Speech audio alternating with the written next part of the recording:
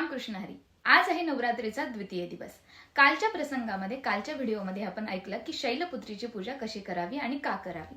त्याप्रमाणे आजचा दुसरा दिवस आहे आणि आज दुर्गा मातेच्या दुसऱ्या रूपाचं पूजन आहे, म्हणजेच आहे श्री ब्रह्मचारिणी देवीचं पूजन। हे ब्रह्मचारिणी नाव देवीला का बरं पडलं?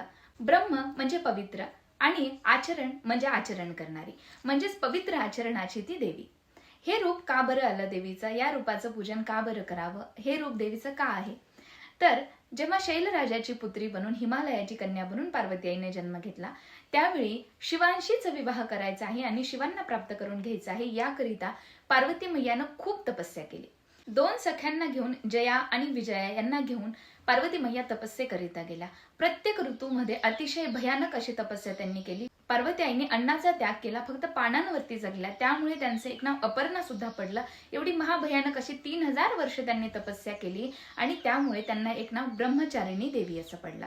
आणि त्यामुळे नवरात्रीच्या या दुसऱ्या दिवशी आपण ब्रह्मचारिणी रूपाचं पूजन करतो। आजच्या या दुसऱ्या दिवशी ब्रह्मचारिणी देवीचे या मंत्राचा जप करत पूजा करावी। दधाना परपद्माभ्याम अक्षमाला कमंडलू देवी प्रसीद तू मयी ब्रह्मचारिण्य नुत्तमा।